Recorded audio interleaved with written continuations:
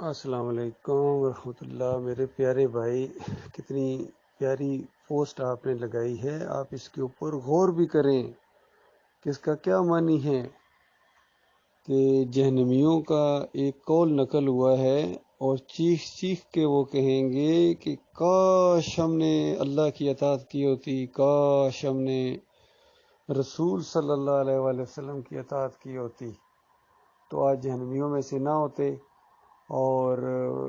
پھر ایسے لوگوں کی طرف وہ اشارہ کریں گے کہ ہم نے ایسے لوگوں کی اطاعت کی، انہوں نے ہمیں اللہ کے راستے سے ہٹا دیا،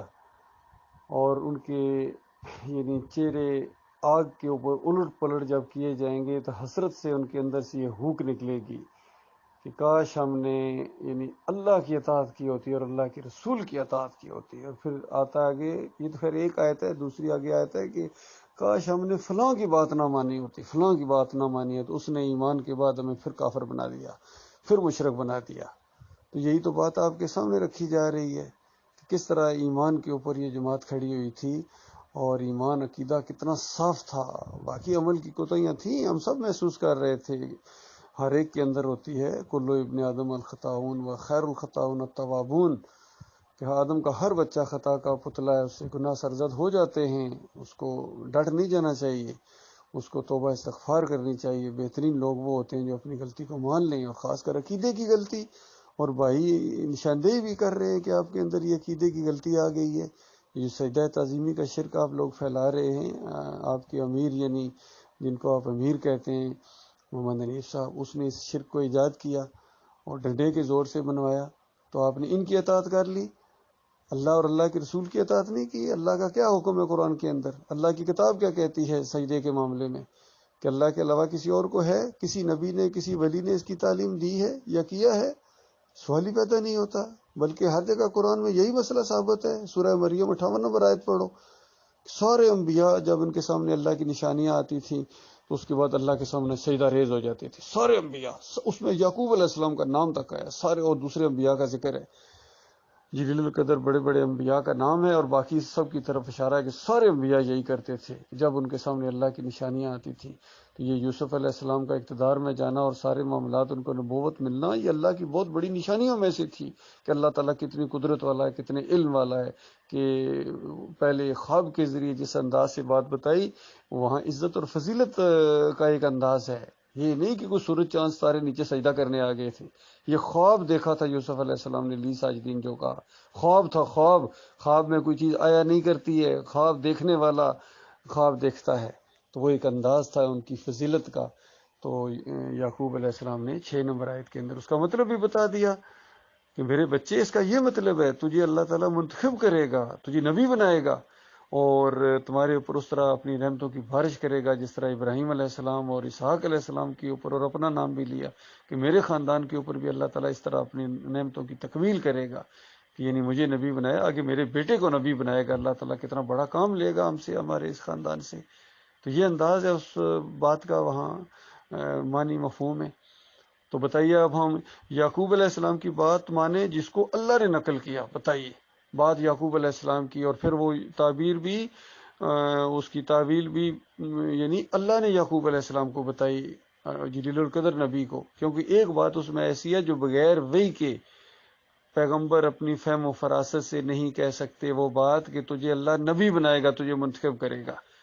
یہ بات کوئی پیغمبر اپنے اجتہاد سے نہیں کہہ سکتا جب تک اللہ کی طرف سے وحی نہ ہو۔ یہ وحی کی شکل میں گویا یہ تعبیر بتائی گئی تھی یعقوب علیہ السلام کو، اور یعقوب علیہ السلام نے اپنے بچے کو بتائی، یوسف علیہ السلام کو۔ دونوں نے، باپ بیٹے نے اس کے اوپر اعتماد کر کے، اس کے بعد جو جتنے دور آیا، جتنا وہ سارا اللہ کا منصوبہ پایا، تکمیل تک پہنچا غیر محسوس طریقے سے، اس کا ساتھ دیا انہوں نے، ایک فرما بردار بندے اور غلام کی حیثیت سے اپنے مالک کے۔ انبیاء ایسے ہی ہوتے ہیں، وہ سب سے زیادہ بندے ہوتے ہیں، بندگی کرنے والے ہوتے ہیں، فرما بردار ہوتے ہیں، ہر طرح کے حالات میں صبر کرنے والے ہوتے ہیں۔ وہ کسی اور کو نہیں پکارتے، وہ کسی اور کو رکوع اور سجدے نہیں کرتے۔ اتنی سادہ سی بات آپ کی سمجھ میں نہیں آتی ہے؟ اور کس طرح سجدے کا رخ اللہ کی طرف سے اس بندے نے پھیر دیا یوسف علیہ السلام کی طرف، اور پھر ڈنڈے کے زور سے منوایا، اندازہ نظم کے ڈنڈے کے زور سے منوایا اس نے۔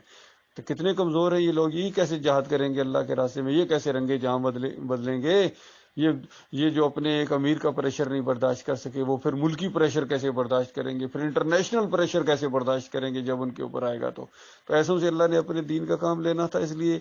ان کو پیچھے ہٹا دیا گیا اور ان کو بالکل رد کر دیا گیا۔ یقین کیجیے اب اس ایمان عقیدے کے اوپر ہے ہی نہیں ہے، ان کو انداز بھی نہیں ہے۔ یقین کیجیے میں آپ کو بتاؤں